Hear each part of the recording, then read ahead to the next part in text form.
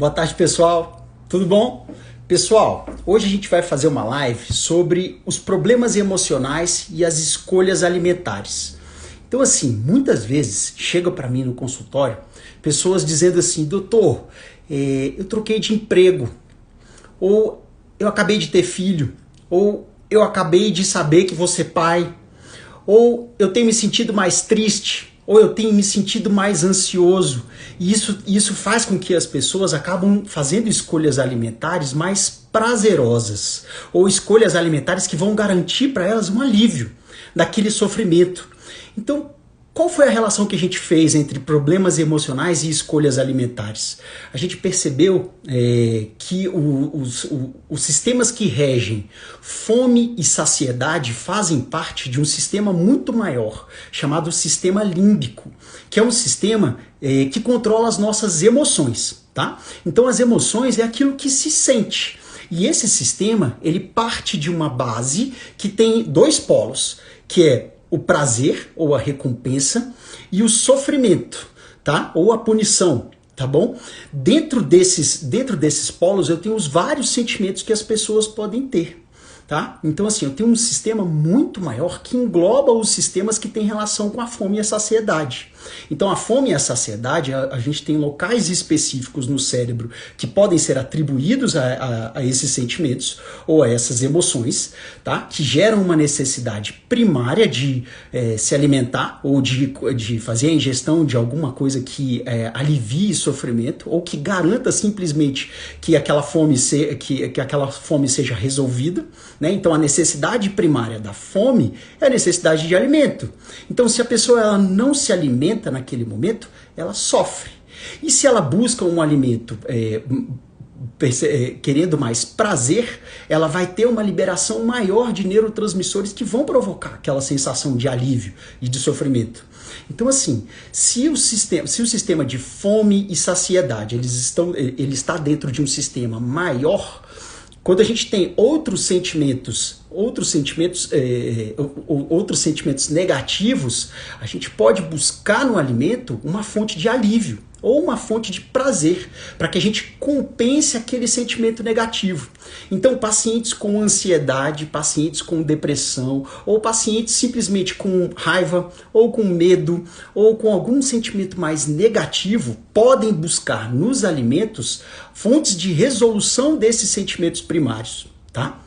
Então, isso é muito importante a gente saber, porque tem muitos pacientes que chegam no consultório falando assim: doutor, eu estou agora trabalhando numa sessão que eu tenho um nível de pressão, um nível de cobrança maior. Isso tem aumentado, por exemplo, a minha pressão interna, e isso tem me gerado mais frustração quando eu não alcanço determinados resultados, e eu acabo descontando na comida.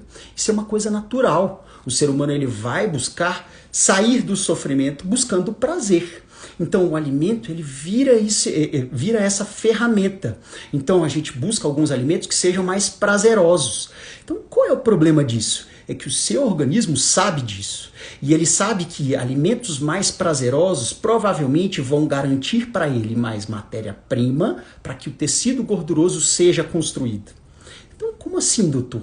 Você vai buscar alimentos mais doces ou mais ricos em carboidratos de alto índice glicêmico, que vai fazer com que o seu organismo produza mais insulina e essa insulina seja capaz de guardar mais tecido gorduroso. Então, ele usa de uma situação negativa para ele garantir o aporte de substâncias que façam com que ele entenda que ele vai sobreviver mais se houver escassez de alimento no mundo.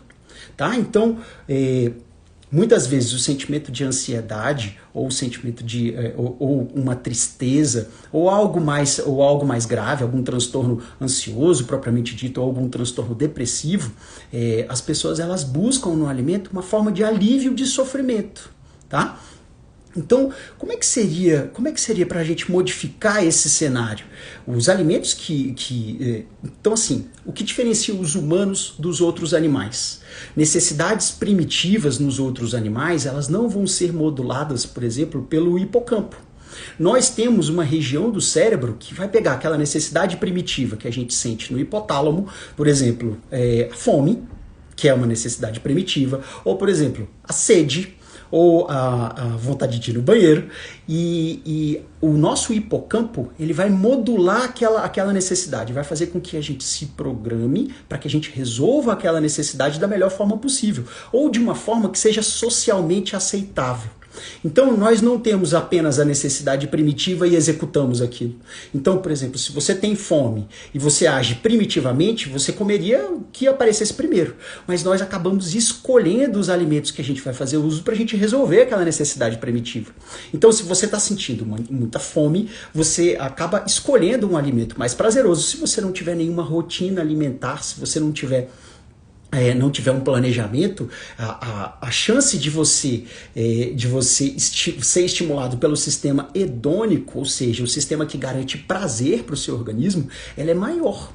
Por quê? Porque você vai resolver aquele problema, vai resolver aquela falta, aquela necessidade primária de uma maneira mais eficiente, garantindo mais prazer. Então, isso acaba fazendo, então quando você resolve aquela necessidade provocando mais prazer, aquilo cria um reforço biológico positivo.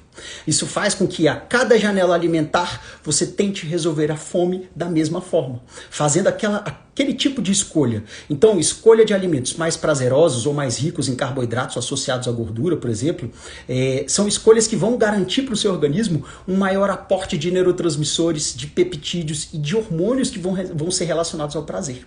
Tá? Então, esse tipo de comportamento ele precisa ser modulado. E aí quem modula as sensações ou as necessidades primárias do hipotálamo é o hipocampo. Então nós como seres humanos a gente consegue se planejar e executar ações para que a gente chegue a um determinado objetivo. Tá? Então, o que diferencia a gente dos animais é porque você pode simplesmente ter uma necessidade, parar e pensar como você vai executar aquela necessidade que apareceu para que você tenha um resultado melhor do que seria se você simplesmente resolvesse aquela necessidade primária de maneira abrupta ou fazendo exatamente o que aparece como... Então, por exemplo, uma necessidade de ir ao banheiro. Se a gente não tivesse o hipocampo para modular essa necessidade, a gente não iria procurar um banheiro ou procurar uma situação ou uma condição que seja adequada para que a gente resolvesse aquela necessidade primitiva. Qualquer canto a gente iria resolver, tá? Legal. Então, assim, a fome e a saciedade fazem parte também do sistema límbico, ou do sistema de controle de emoções. Então o nosso sistema de controle de emoções ele é muito maior, ele faz parte do sistema nervoso central. Então assim, eu tenho hipotálamo, hipocampo, amígdalas, córtex, eu tenho cerebelo, são várias regiões do cérebro que vão ajudar a gente a manejar essas emoções. As emoções instintivas ou as necessidades primárias que a gente aprende a lidar com elas, a gente aprende a construir o tipo de emoção que a gente tem de acordo com uma construção social. Então, quando a gente é novinho ou quando nós somos crianças, quando aparecem os determinados sentimentos, os pais ou os amigos, a gente passa por determinados controles sociais diferentes.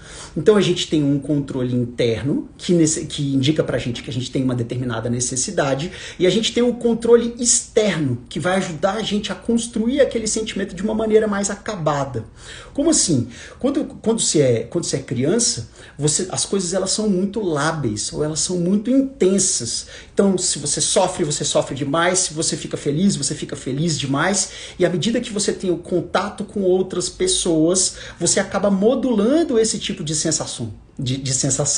Então assim, se você não vai ficar eufórico o tempo inteiro, nem você vai ficar triste o tempo inteiro, e você não vai mudar de uma hora para outra de uma maneira muito rápida, como se muda também quando você é criança. Quando você é criança, a gente fala da labilidade emocional, ou seja, a criança ao mesmo tempo que ela tá rindo, ela pode em segundos mudar para um sofrimento extremo, ela pode chorar. Tá? Então quem vai modular isso, esse controle interno da criança, é o controle externo. Então as pessoas elas vão dar pistas de acordo com expressões faciais, de acordo com o que elas vão dizer para a criança com relação àquele sentimento que ela apresenta naquele momento ou que ela está externando, se aquilo é adequado ou não para aquela determinada situação. E à medida esses sentimentos, esse comportamento social, o nosso comportamento, ele é um comportamento em um meio social. Então o contato com outras pessoas, o fato de nós sermos seres sociais, faz com que a gente fique o tempo inteiro modulando ou construindo e reconstruindo determinadas sensações. Tá? É lógico que à medida que a gente fica mais experiente, a gente acaba identificando determinadas sensações ou determinadas emoções, aprende a se respeitar e muitas vezes o controle externo ele deixa de ser tão importante, porque você já aprendeu, você já sabe o que te faz bem e o que não te faz. Tá? Então assim, com relação ao hipotálamo, aliás, com relação às sensações de uma forma geral, as necessidades primitivas que nós temos, sede, fome, de luta, de fuga, ou de raiva, agressividade, medo, punição, são todas sensações que são muito primitivas. E a gente aprende a modular essas sensações ou a lidar melhor com essas emoções à medida que a gente fica mais maduro, tá? Então o nosso hipocampo vai ser o local onde a gente vai aprender a modular melhor essas sensações. Tá?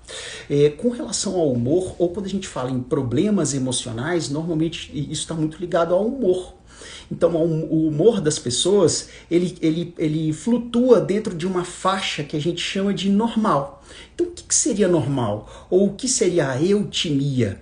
Eutimia é o fato da gente se comportar ou da gente sentir as emoções dentro de uma determinada faixa. Essa faixa, então, por exemplo, dentro da eutimia eu posso ficar feliz, eu posso ter momentos eufóricos, eu posso ficar triste, eu posso ter momentos mais melancólicos. Mas e se eu tenho um excesso? Por exemplo, se eu tenho uma hipertimia em que eu fique em que eu fique eufórico e eufórico o tempo inteiro, isso seria uma hipomania? Ou se isso tiver algum sintoma produtivo, alucinação ou delírio, então isso poderia, por exemplo, ser uma fase de um transtorno bipolar, por exemplo, tá? Em que a pessoa fica extremamente eufórica o tempo inteiro, conversando com muitas pessoas, então ela acaba tendo uma emoção muito para o polo positivo o tempo inteiro. E essas pessoas muitas vezes tendem a modificar o controle alimentar quando elas estão em determinados polos. Então, por exemplo, um paciente hipomaníaco ou maníaco, ele acaba se alimentando menos. Por quê? Porque ele não tem tanta necessidade de alívio ou tanta necessidade de prazer alimentar. Então ele acaba se alimentando com menos frequência e não busca tanto alimentos mais calóricos dessa forma. O paciente, ao contrário, o paciente que está mais triste ou um paciente que apresenta sensações de medo constante ou medos em gatilho, que faz com que ele tenha pânico ou algum transtorno de ansiedade, pode fazer com que esse paciente busque alimentos mais calóricos ou alimentos que tragam para ele mais alívio ou que façam com que ele sinta prazer. Tá? Então a gente, o tempo inteiro nós estamos buscando, nós vamos variar as nossas sensações e as nossas emoções dentro da frustração e da punição ou da sensação de sensações mais negativas, buscando muitas vezes o outro polo, ou o prazer, ou a recompensa, ou o alívio de sofrimento. Tá? Os alimentos eles vão entrar nessa fase, eles vão ajudar que sensações ou emoções mais negativas sejam trazidas para um nível energético maior. Tá? Então, alimentos eles vão ter a capacidade de fazer com que o nosso organismo produza neurotransmissores relacionados ao prazer. Tá? Então, se a gente simplesmente se entrega a alimentos mais calóricos ou alimentos que tragam prazeres extremos, muitas vezes quando a gente está ansioso, quando a gente está triste, quando a gente tem algum problema no trabalho, algum problema na família, a gente vai buscar no alimento, sim, uma fonte de alívio ou uma fonte de prazer. E quando acontece o oposto, por exemplo, eu conquistei uma vaga num determinado concurso que eu gostaria, ou eu consegui uma vaga em um curso, eu consegui uma vaga que era difícil de se conseguir, como é que eu comemoro isso? Normalmente as pessoas também procuram sentar-se à mesa para fazerem a ingestão de um alimento também prazeroso. Então, o prazer alimentar, ou a alimentação de uma forma geral, ela vai fazer com que o nosso organismo produza neurotransmissores, ou com que a gente sinta mais prazer naquele determinado momento, tá? Ou para você comemorar alguma coisa, ou para você resolver algum problema, ou alguma coisa que está fazendo com que o seu nível energético fique mais negativo, ou vai fazer com que você se sinta mais triste, ou mais cabisbaixo. Então, alimentos, eles vão te ajudar a fazer isso. Então, como é que eu faço? Se os alimentos são tão prazerosos, eles servem para modular as sensações, como é que eu faço se eu ganhei peso, se eu estou fazendo comportamentos repetitivos? Você vai precisar de uma rotina alimentar. O fato de você ter uma necessidade primitiva indicando que você precisa de alimento, não necessariamente você precisa fazer a ingestão de um alimento extremamente prazeroso ou em todos os momentos. Você pode ter, a partir do momento que você tem um planejamento alimentar ou uma rotina alimentar pré-determinada, você aprende a olhar para o alimento não só como algo fonte de prazer, mas algo que vai te trazer nutrientes, que vai melhorar a sua saúde. Você vai perceber que você sendo educado do ponto de vista alimentar, você vai conseguir não sentir prazeres extremos e mesmo assim você chegar no final do dia e falar, poxa, que legal, consegui cumprir com uma alimentação mais saudável e isso me trouxe benefícios e você aprende a sentir prazer disso também.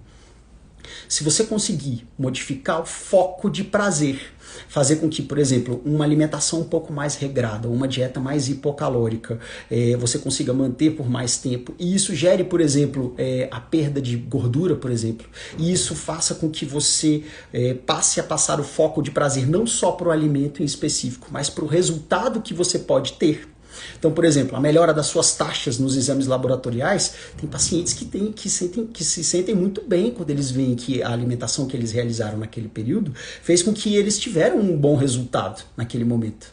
E tem pacientes que também, por exemplo, quando a gente parte de um paciente em específico, ou quando chega um paciente no consultório dizendo que ele ganhou peso, a gente faz um exame chamado bioimpedância, em que a gente consegue avaliar o quanto de massa magra aquele paciente tem, o quanto de gordura ele tem e qual seria o planejamento, o que a gente precisa perder para que ele tenha algum resultado. Na medida que eu acompanho esse paciente, de tempos em tempos ele faz novos exames, a gente pode também tirar fotos desses pacientes e ele consegue comparar os resultados a cada consulta de acompanhamento. À medida que ele tem ganhos antropométricos importantes, ou seja, à medida que ele perde gordura e à medida que ele ganha massa magra e ele consegue avaliar esses resultados nos exames ou avaliar os resultados na modificação corporal, então imagens, o controle dessas imagens por esses pacientes, então a imagem da primeira consulta, a imagem do primeiro acompanhamento, e aí a cada acompanhamento ele vai tirando fotos dele mesmo, ou isso a gente pode fazer no consultório também. Isso permite que esse paciente consiga perceber uma progressão e isso também traz uma sensação de bem-estar para esse paciente. Então ele vai aprendendo, só que existe um problema, existe um grande desafio no nosso trabalho, porque o prazer que o paciente tem à medida que ele vai construindo um determinado resultado ou à medida que ele vai atingindo certos objetivos, é um prazer que é construído. Ele não é um prazer imediato, assim como é o alimento. Então, tem pacientes que conseguem sentir um prazer bem bacana depois de 8 semanas, ou depois de 4 meses, depois de 6 meses, só que esse prazer é um prazer que ele se constrói. Então, ele vai demandar do paciente, muitas vezes, uma determinação, muitas vezes um empenho, que muitas vezes ele pode procurar um foco de prazer alimentar, por exemplo, pode buscar um alimento mais calórico e que ele vai conseguir neurotransmissores relacionados ao prazer logo naquela refeição. Então, assim, mudar o foco de prazer ou fazer com que esse paciente invista na construção de um prazer é um desafio. Quando a gente tem no alimento ou num alimento mais calórico, por exemplo, o prazer imediato. Então, isso é um processo. O paciente ele precisa ir entendendo, ele precisa ir entendendo que a modificação de hábitos que ele tem vai ser interessante para que ele construa um organismo mais saudável no futuro. Tá? Então, esses pacientes, à medida que eles vão evoluindo nas consultas, eles conseguem compreender que as orientações, a rotina alimentar que eles vão receber, uma rotina de treinos que eles vão precisar executar, que aquilo vai trazer benefícios para eles. Mas isso é uma construção, isso faz parte de um aprendizado. Então é um processo. Esse processo leva tempo. Então não é de uma hora para outra. O paciente simplesmente ele não vai aprender a fazer uma escolha alimentar, ele vai deixar de fazer a escolha desses alimentos mais calóricos ou dos alimentos mais prazerosos de uma hora para outra. Muitas vezes ele precisa de elementos ou de informações mais importantes que façam com que ele compreenda que aquela modificação de escolha vai trazer benefícios para eles, tá? Então, pacientes que estejam com problemas emocionais, quando eles têm uma rotina alimentar, eles tendem a seguir aquela rotina sem uma tensão de a cada momento, a cada janela alimentar que ele tem, não saber que alimento que eles vão escolher, tá? Os alimentos, então, eles podem envolver uma necessidade primitiva, e a recompensa de uma determinada refeição, ela vem com prazer, tá? Então é isso.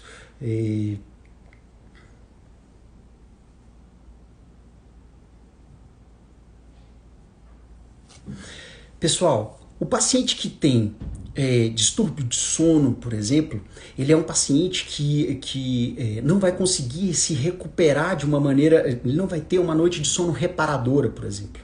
Estudos mais recentes têm mostrado que esse paciente, muitas vezes, ele apresenta maior resistência à insulina. Isso faz com que o paciente busque alimentos também mais calóricos. Esses pacientes, os pacientes que dormem mal, eles vão precisar aprender a dormir bem, tá? Então, a higiene do sono desses pacientes, a gente vai precisar indicar para ele quais seriam as melhores estratégias para que eles consigam ter uma noite de sono mais reparadora, tá? Então, pacientes também que não têm uma rotina de exercícios físicos, quando eles têm essa rotina de exercícios físicos, os exercícios... O seu organismo, aos poucos, ele passa a produzir neurotransmissores, peptídeos e hormônios que também agem no sistema límbico, fazendo uma modulação daquelas emoções. Então, o exercício físico, ele também altera o humor, também altera a relação com o alimento. Então, se você tem uma rotina alimentar associada ao exercício físico, você tem algo que vai fazer com que você consiga modular melhor as suas escolhas ou justificar para si mesmo o porquê que você vai realizar determinada alimentação. Porque você acaba tendo maior produção de neurotransmissores e de peptídeos e de hormônios que vão fazer com que você faça as escolhas que você deveria fazer. Então, uma rotina alimentar associada a uma rotina de exercícios físicos, associada também a um melhor cuidado com o sono e a um melhor manejo do estresse, pode fazer com que esse paciente atinja os objetivos que a gente vai trazer, que a gente vai traçar. Então, um paciente que chega no consultório relatando algum problema emocional em específico, nós tentamos buscar qual é a raiz desse problema, o que realmente está trazendo esse problema emocional para esse paciente. Mas se a gente não consegue achar a raiz desse problema, nós tentamos organizar uma rotina para que o paciente consiga se ocupar daquela rotina de uma maneira que ele não fique tão preso às emoções que ele está sentindo, ou com um problema no trabalho, ou com um problema em casa ou na família, para que isso saia de foco e ele passe a procurar outras formas de se ocupar, para que aqueles outros sentimentos ruins eles não fiquem sendo intrusos, ou eles não fiquem aparecendo a toda hora na rotina da vida desse paciente, tá? Muitas vezes uma rotina de treinos, uma rotina de exercícios físicos, uma rotina alimentar, ela não é suficiente para esse paciente. Muitas vezes a gente precisa de medicamentos que possam ajudar esses pacientes. Então, a modificação de hábitos e às vezes a entrada de medicamentos ou suplementos alimentares ou algumas estratégias mais avançadas no controle do emagrecimento podem ser necessárias, tá? Então, o seu médico te avaliando, ele vai ter condições de te situar, de te dizer aonde você está no percurso, quais seriam os seus objetivos mais interessantes, qual seria o menor tempo para se alcançar determinados objetivos, e ele te trazer uma rotina, ele te oferecer uma rotina que te faça sentir seguro em seguir aquele mapa ou aquela trajetória que vai ser definida em consultório. Então, os pacientes os pacientes que têm algum problema emocional e acabam descontando nos alimentos, ele precisa ser situado primeiro de como ele está agora e para onde ele vai, da onde que ele está partindo e como ele vai chegar em um outro lugar, tá? Então, essa rotina, muitas vezes a gente consegue essa modificação dos hábitos atuais ou a retirada do paciente de uma determinada zona de conforto, modificando então a rotina de treino, a alimentação e o descanso desse paciente. Muitas vezes é importante a gente avaliar também como é que estão os hormônios desse paciente. Então, em uma consulta clínica, o paciente ele consegue ser avaliado clínica e laboratorialmente, por exemplo, ou com outros exames complementares, para que a gente avalie quais seriam as melhores estratégias, tá? Tanto estratégias alimentares, quanto de treino, quanto medicamentosas, se forem necessárias, certo?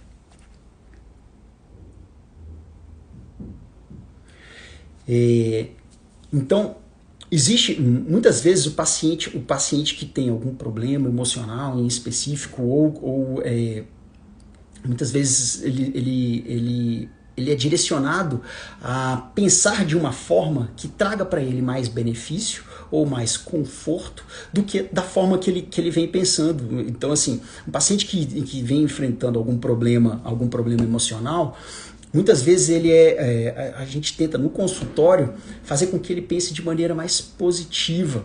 Então, muitas vezes a gente faz com que o paciente enxergue quais são os papéis sociais que ele desempenha.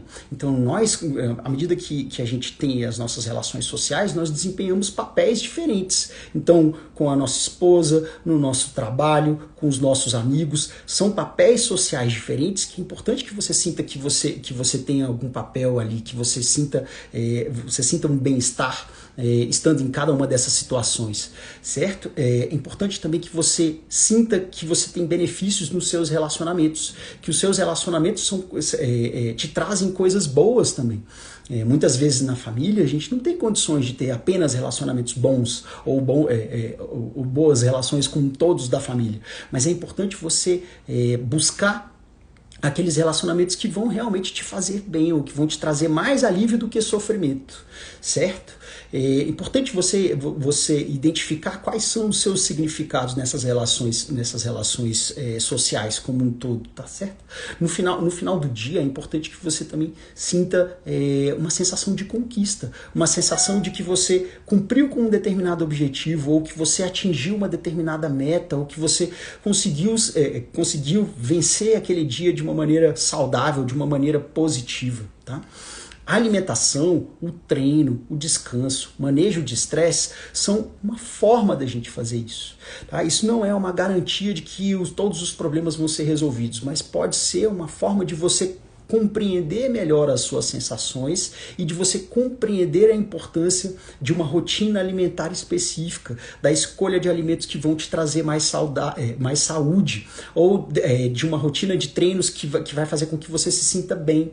Então tem pacientes que falam assim, doutor, eu sei que você, quando no processo de emagrecimento, você ensina que a gente precisa fazer exercício de força contra resistência associado a uma dieta em específico, mas eu me sinto melhor correndo. No atual momento de vida, eu preciso pedalar, ou eu preciso nadar, preciso fazer alguma atividade que me traga mais prazer. Então, isso é muito importante, porque o médico ele precisa ter a sensibilidade não só de te indicar aquilo que seria o mais interessante para você atingir um determinado objetivo, mas ele pode ter, por exemplo, a sensibilidade de aceitar que você vai fazer um determinado exercício pensando mais no seu equilíbrio mental, pensando mais no seu controle de emoções, ou pensando mais no seu prazer. em específico. Então é importante que você e o seu médico estabeleçam uma relação de confiança em que ele consiga aceitar o que vai te fazer melhor do ponto de vista de qualidade de vida. Tá? Então, os objetivos de emagrecimento ou os objetivos de controle de peso ou de controle alimentar, muitas vezes eles são secundários à medida que o paciente traz algumas questões emocionais mais sérias. Tá? Então, o médico ele tem que ter sensibilidade também de identificar alguns padrões ou alguns problemas emocionais mais importantes e encaminhar para o especialista. Então, um psicólogo ou um psiquiatra podem ser necessários, tá bom? Então, o paciente, por exemplo, que chega no consultório dizendo eu tô mais ansioso no trabalho, o médico ele tem que ter a sensibilidade para que ele identifique ali se existe um transtorno sendo desenvolvido. Um transtorno ansioso ele pode virar uma depressão, ele pode virar um transtorno misto. Então o paciente que chega dizendo que está mais ansioso, a gente precisa perguntar para ele: você sente tremor? Você sente onda de medo? Você sente taquicardia? Você tem palpitação, você sua mais em determinadas situações nesse trabalho, então assim, você tem padrões de pensamento muito negativos quando você está nessa determinada situação. Isso tudo faz com que a gente identifique um problema de ansiedade importante. Esse tipo de problema é importante que ele seja manejado por um psiquiatra ou apenas por um psicólogo fazendo uma psicoterapia. Muitas vezes as duas coisas são necessárias. Tem paciente que fala assim: eu não quero ir no psiquiatra porque eu não preciso disso, eu não quero tomar medicação e eu não quero passar por uma consulta clínica com um psiquiatra. Tem gente que acha que psiquiatra vai ser alguém que vai tratar apenas de quem está completamente louco. Mas não é isso. O psiquiatra ele é o especialista médico que vai te ajudar a controlar, por exemplo, distúrbios de sono. Ele vai fazer com que ele vai perceber as suas emoções, ele vai perceber a sua sintomatologia, se aquelas emoções elas estão te trazendo algum malefício. E se ele for indicar algum medicamento, provavelmente é porque sem aquele medicamento você vai demorar mais tempo e aquilo vai ser mais danoso para você permanecer sem um tratamento medicamentoso. Tá?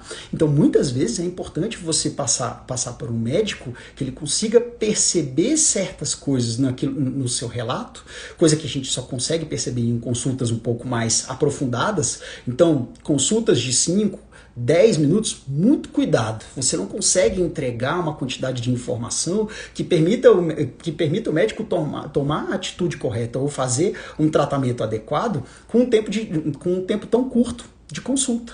Muitas vezes eu vou precisar de uma consulta maior, sim, para poder conhecer melhor esse paciente. Então, o paciente chegando, dizendo que está apenas com um problema emocional, querendo o pedido de exames, ou só querendo a prescrição ou o uso de um medicamento, talvez não seja o paciente que vai receber o melhor tratamento possível. Então, é importante o médico observar aquele paciente, saber quais são os principais motivos de sofrimento daquele paciente e indicar um caminho mais assertivo.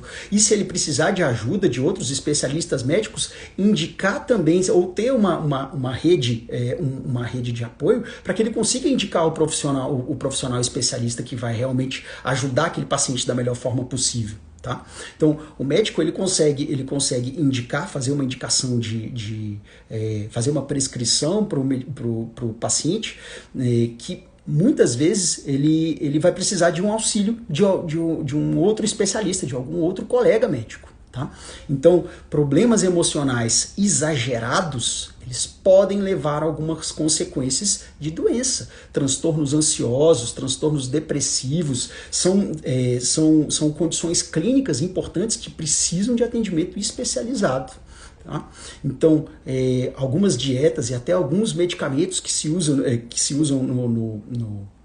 no controle da fome, da saciedade, muitas vezes eu vou precisar de um antidepressivo associado, porque eu posso precisar controlar alguma sensação que possa causar um desconforto no paciente. fazer dieta ou realizar um planejamento alimentar hipocalórico muitas vezes vai causar sofrimento no paciente. Então, o alimento, ele precisa, nas janelas alimentares ou nos momentos em que esse paciente vai fazer alguma escolha alimentar, é importante que ali tenham alimentos ricos em macronutrientes que vão trazer saciedade para aquele paciente, para que ele não sofra, para que ele não sinta fome e o organismo mande sinais para ele, via os sistemas que nós temos, indicando que você está sofrendo. Então, no processo de emagrecimento, o seu organismo ele vai tentar, de todas as formas, fazer com que você dê para ele algo que ele tinha no passado. E algo que ele tinha no passado era alimento.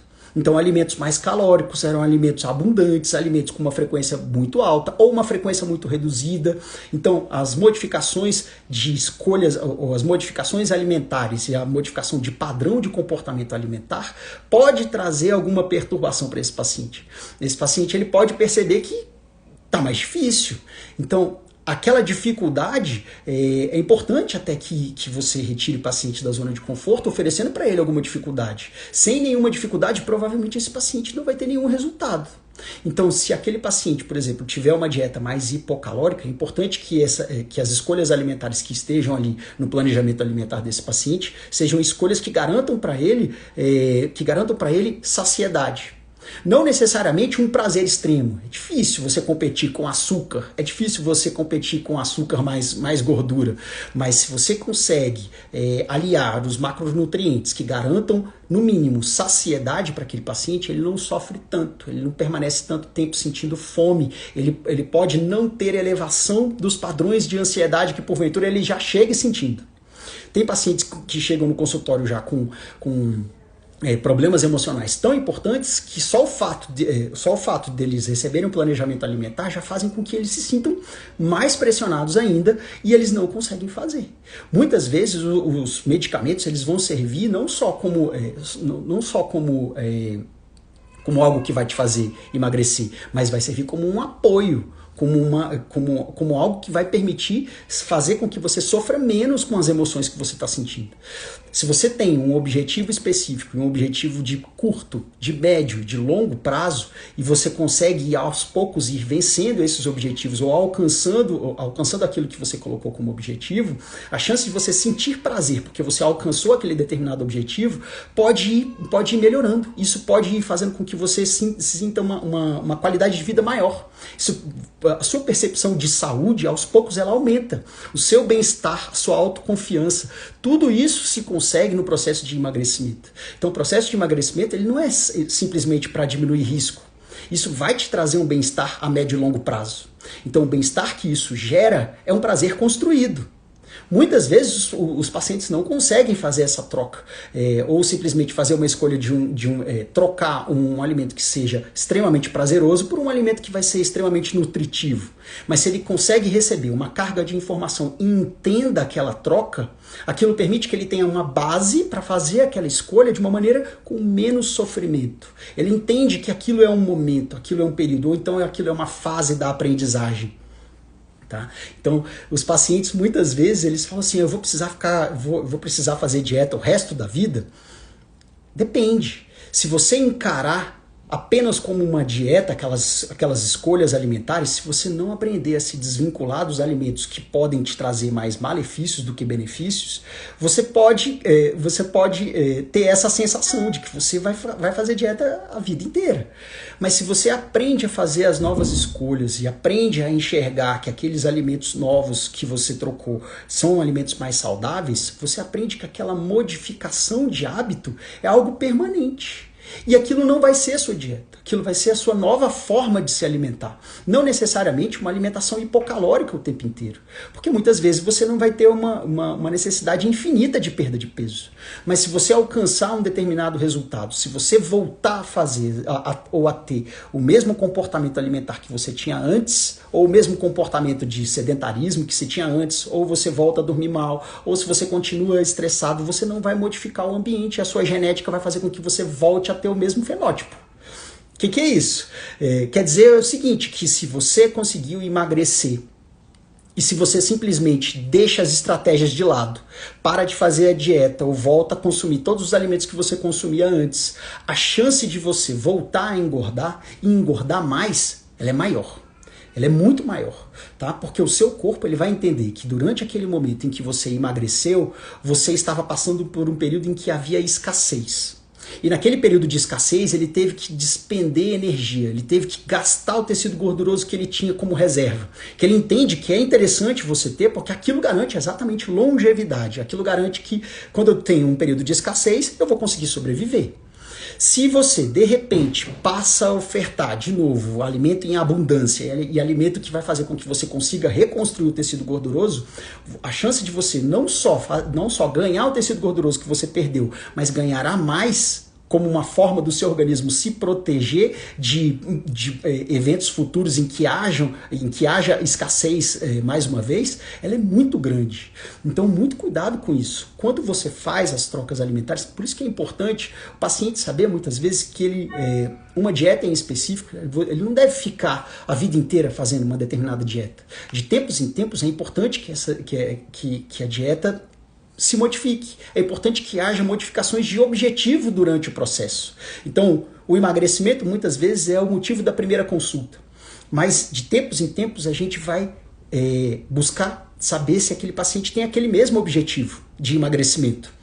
Porque de tempos em tempos eu posso fazer com que esse paciente, por exemplo, passe a buscar agora ganho de massa magra, enquanto ainda perde tecido gorduroso. Mas a perda de tecido gorduroso, mantendo o máximo de massa magra, ela deixa de ser uma prioridade. Por que isso? Porque eu preciso fazer com que estratégias elas sejam intensas durante um determinado momento e elas sejam menos intensas em outros momentos. Por que isso? Porque o seu corpo ele se adequa a uma rotina. Se você tem uma rotina muito intensa por períodos muito prolongados, a chance dessa rotina parar de ser eficiente ou você parar de ter a perda de peso que você tinha no começo, ela é muito grande. O seu corpo ele vai sofrer um ajuste. As suas células elas vão se adaptar. Então sempre que eu tenho um cenário específico, se aquele cenário ele traz uma determinada demanda, uma demanda diferente do que a que eu tinha, o seu corpo ele vai tentar resolver aquela demanda, ou resolver aquele problema, ou resolver aquela perturbação de uma forma que ele chegue a uma nova zona de conforto. Se você não modifica essa estratégia, a chance de você fazer com que os seus resultados eles se mantenham ou eles parem de ser progressivos, ela é muito grande. Existe um gráfico que nós mostramos para os pacientes em que mostra que em uma determinada estratégia ou uma determinada estratégia monótona, ela precisa ser modificada de tempos em tempos, porque senão aquele paciente ele chega no momento que simplesmente ele não vai mais mudar. Normalmente a gente faz um gráfico para esse paciente e a gente mostra, por exemplo, como é que seria o comportamento dos resultados dele em um determinado tempo. E esse gráfico normalmente a gente faz dessa forma. Isso daqui seria um gráfico em que mostra os resultados do paciente. O paciente que recebe uma rotina alimentar ou uma rotina de treinos, ou tudo isso em associação, ou seja, uma tríade de supercompensação, em que a gente faça modificações alimentares e de treinos, ele vai ter um resultado em 6 semanas que provavelmente vai ser um resultado muito bom. Só que se ele se mantém, né, na exata estratégia, isso vai fazer com que ele nas próximas 6 semanas, ou da 7ª à 12ª semana, esse resultado seja de 25% a 30% do resultado inicial. Então, o que acontece aqui entre 6 e 8 semanas? Uma nova consulta, para que ele tenha uma modificação das estratégias e isso permita que ele suba, que ele consiga ainda ter mais progressão nos resultados dele. Então, estratégias monótonas, elas tendem a um platô, que acontece provavelmente após a 18ª semana.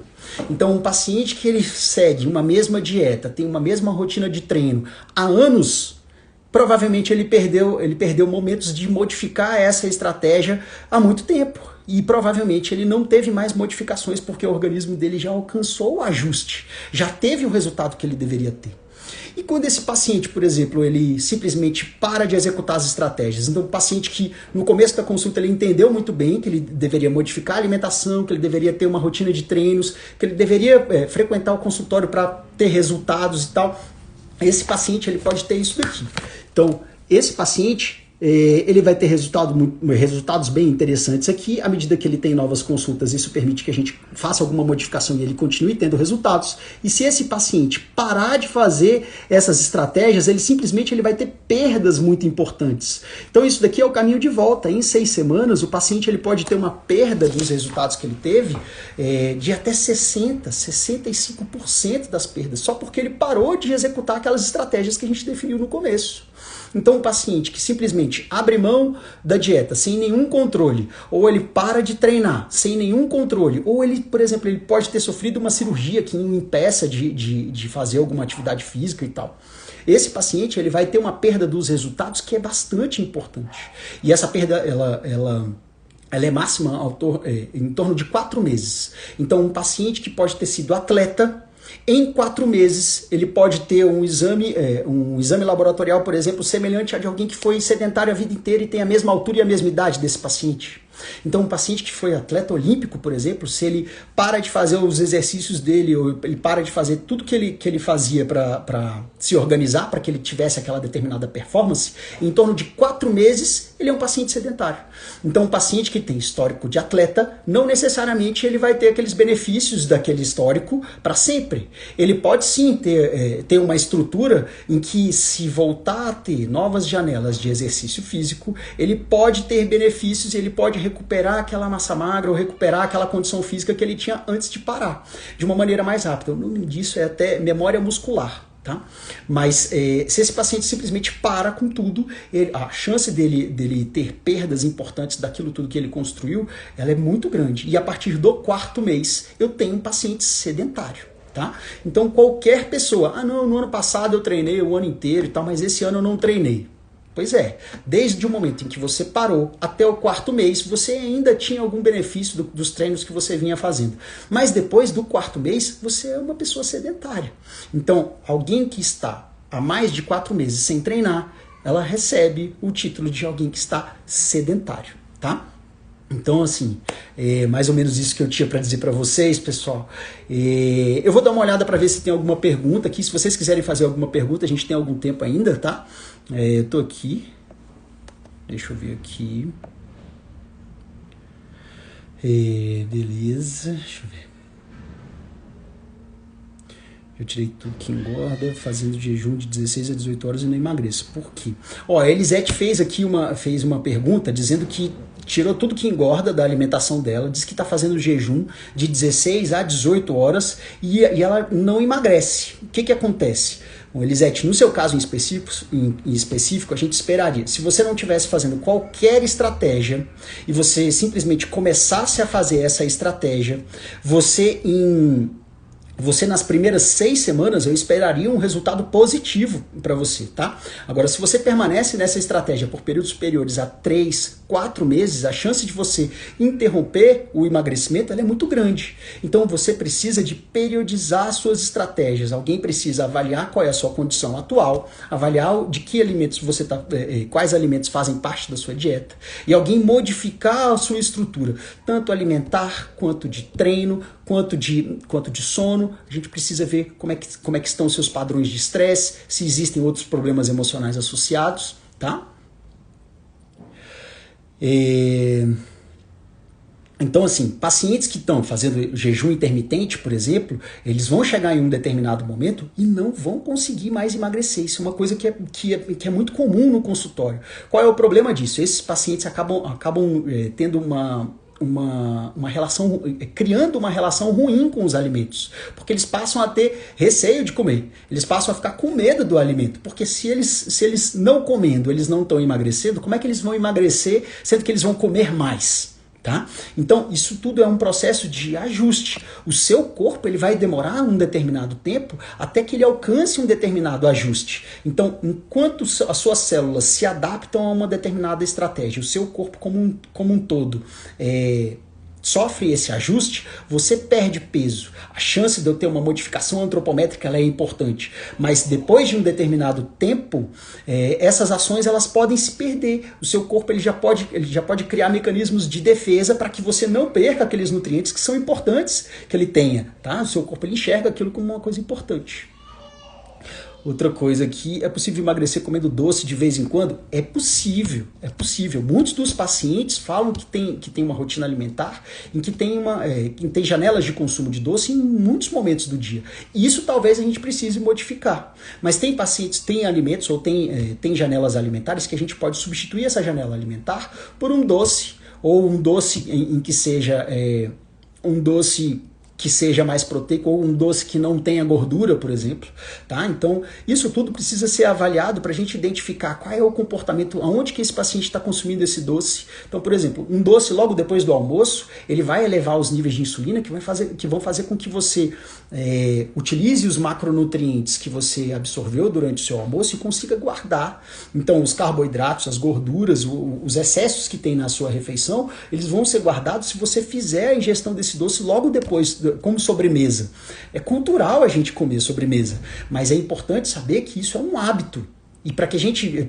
Então, assim, se você terminou de almoçar, se você conseguir segurar pelo menos 2 horas, talvez esse doce não tenha um efeito tão nocivo, talvez não seja tão ruim, e a gente consiga utilizar um doce em até 1 ou 2 vezes no dia, para que você consiga se saciar. Lógico que a gente vai tentar substituir esse doce por outros alimentos, alimentos que imitem aquela sensação daquele doce, mas não sejam um doce propriamente dito, tá? Deixa eu ver aqui. Sou muito ansiosa, como posso emagrecer sem ficar com tanta compulsão? Os pacientes que são mais ansiosos, ou pacientes que têm muita compulsão alimentar, é importante que eles tenham nas janelas alimentares uma refeição que seja suficiente para garantir para o seu organismo saciedade. Então, os macronutrientes que vão compor aquela refeição, ou seja, aquela refeição ela vai ser formada por ou carboidratos, proteínas, gorduras. A escolha do alimento e a escolha de um alimento que tenha essa proporção de uma forma que eu garanta, por exemplo, um aporte maior de proteína, vai fazer com que você se sinta mais saciado e você não se perceba com tanta fome. Quando você se sente mais saciado, as chances de você ter uma elevação de neurotransmissores, aliás, a chance de você ter uma condição que te provoque desconforto e que eleve os seus padrões ansiosos, ela é menor. Então você acaba utilizando os alimentos como algo que vai te ajudar a controlar a sua ansiedade, tá? Deixa eu ver o que mais aqui. O ideal é mudar a cabeça e cuidar da saúde por toda a vida, né? Sim, com certeza. Então, o ideal não é você apenas ter uma dieta ou ter uma rotina de treinos para executar. É você modificar hábitos de uma maneira permanente, para que você não perceba que aqueles hábitos sejam uma dieta temporária ou um treino temporário, para que você alcance o objetivo e simplesmente você pare depois. Se você parar depois, você vai fazer o reganho. Então, se você consegue uma rotina ou consegue enxergar a importância de modificações alimentares de tempos em tempos, de modificações de treinos de tempos em tempos, e enxergar que aquilo tem que fazer parte da sua vida a partir daquele momento, você vai se sentir muito mais tranquilo. Lógico que isso é uma construção. Muitas vezes a gente nem apresenta isso como objetivo para o paciente na primeira consulta, porque senão eles ficam assustados.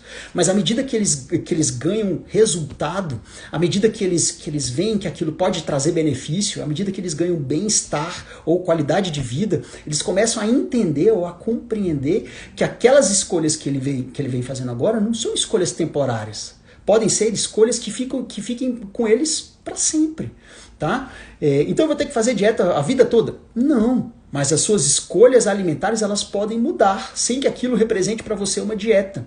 Tem muitos pacientes que fazem acompanhamento comigo que já passaram de 10, de 15 consultas, que eles já sabem se alimentar. Então os planejamentos alimentares que a gente fazia no começo do trabalho com esses pacientes, são trabalhos que eles já sabem, eles já aprenderam a se alimentar, eles já viram já que dentro de uma determinada rotina ou dentro daquele objetivo que a gente colocar para os próximos 2 meses, por exemplo, a alimentação ela não vai ser mais um problema. Então aquela orientação eles já aprenderam, eles já compreenderam que você se alimentar de maneira saudável, aquilo traz benefício e aquilo pode ser aprendido, sem que você tenha toda vez que receber uma dieta em específico, alguma coisa que te ingesse ou que ingesse o seu comportamento. Tá? Então você consegue perceber que você, aos poucos, as suas escolhas elas já vão estar mais educadas. Você vai aprender a fazer escolhas que sejam saudáveis, que vão te trazer benefício e que vão fazer com que você não sinta falta dos alimentos que você fazia consumo antes. Então, alimentos ricos em açúcar e alimentos ricos em gordura são alimentos mais prazerosos? Sim, mas são alimentos que vão te fazer mal no longo prazo. Então, são alimentos que garantem muitas vezes um prazer imediato, mas são alimentos que vão fazer com que você tenha elevação de risco, por exemplo, tá? Pessoal, se vocês tiverem mais perguntas, vocês podem fazer essas perguntas que a gente vai fazendo stories ao longo da semana para responder essas perguntas, tá? Eu agradeço quem ficou até o final, ou agradeço quem deu uma passada por aqui. Se vocês tiverem algum tema, ou se vocês tiverem alguma dúvida com relação a essa aula, eu vou ter o prazer de responder e vou ter o prazer também de tentar desenvolver esse tema durante um período maior, que é o período das lives, tá bom? Eu agradeço então a presença de vocês aqui. Até logo, boa semana para vocês. Um abraço, tchau, tchau.